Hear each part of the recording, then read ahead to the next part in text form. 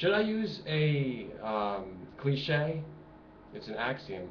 Save the planet. You know, the bumper sticker. Alright, I just got up, and the first thing that I did, other than, you know, a little bit of meditation, yoga, and take care of the children, um, I read the comments on my videos. Now, I'm going to say something here, in case you don't realize, or, you know, maybe you need it brought to your attention, you learn so much on YouTube. I don't appreciate the people that put down YouTube. It's, oh, because it was on the internet, or, you know, it's like the laughing stock of the world. You know what? Bullshit. What happens to me on the internet is you get out of it what you put into it. All right? I put myself out there, and I get back incredible results. Forget about the negative stuff. When people write to me, how much I've learned, it's like totally intellectual stimulation. What would I do without it? You know, I wouldn't know the things that I know now. It's not just about passive knowledge. It's about, like, how would I be? You know, my feelings and my attitude on the world would be completely different. So I wasn't looking for problems. I'm not looking to be, you know, taken over by horror or, you know, aimless entertainment. I was looking to find out, like, what's real from people. You know, some of my first videos, you just check it out. I had like this, like a mantra about, I'm real. It's the real life, and we've got to be real. You know, this is different than TV. It's not the reality TV that they invented in the late 1980s, but YouTube was supposed to have like this real edge. You could just get on, here you are in your bathrobe, and you know, you're sitting on the couch or whatever, and talking about something that's really important to you, and people can choose to watch it. Say, you know, that's real. You know, it's not staged. It's not, you know, scripted for the money and a bunch of, you know, I wanted to say black hats. I don't know. Just some people, shadowy figures, have approved to say, yes, okay, that's good, because we know we'll make money on it. No, people, I don't think about that. I don't care. I'm going to lose money.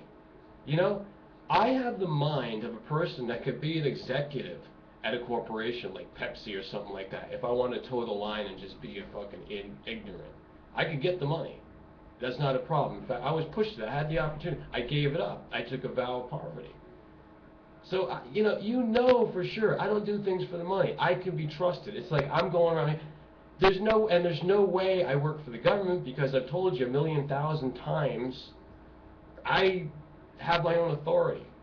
Call it spiritual, or the maker, my creator that sent me here, that's the original spiritual spark, said, you need to come in here, and there's a mission. It's not going to be easy, but when you move through the maze and you target that goal, that's what you're here for. Do it.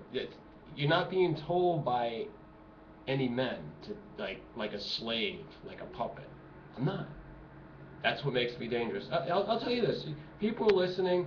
If they've been monitoring me, which it could be paranoia, yeah? Could be paranoia, right, folks?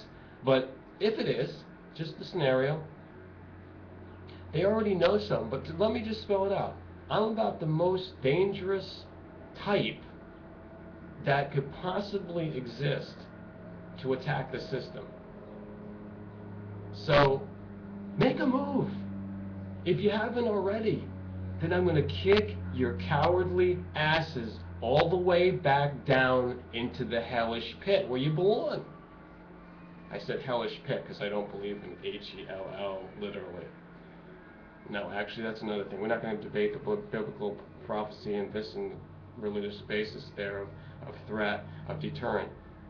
I don't need to be reminded of the fear of hell and punishment and final judgment. I don't have to. I already get that point, you know? That's grade school. I get that point. That means be a good person. How many people forget that? I have to treat the rest of the world that's out there making a mess as impetuous, stubborn, disgusting, spoiled little children. Did you hear me say that? I'm a father. I know what kids can do. They sling shit around, to use a French statement.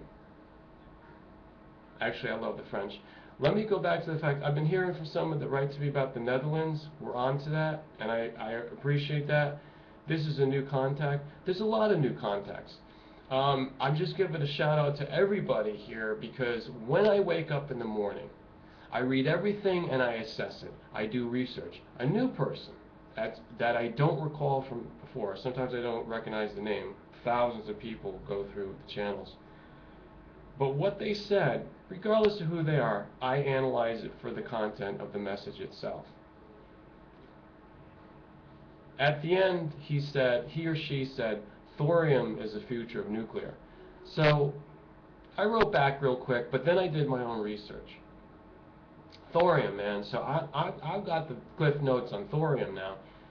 What they're trying to do with it, and I believe it's centered on Norway because they've got the experimental gig going on.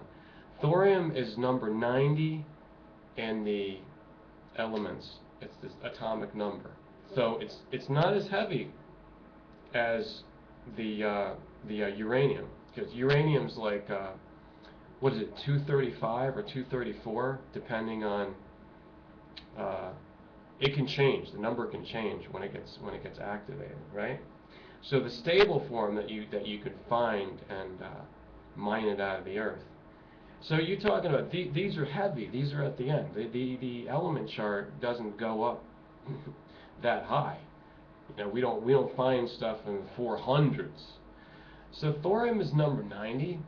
I'm not going to do a whole science lesson here, but you can look it up, and they're calling it cleaner, safer nuclear because they can convert over a nuclear reactor plant supposedly. I don't know what kind of modifications and what's the cost and that, but I don't want to buy into it.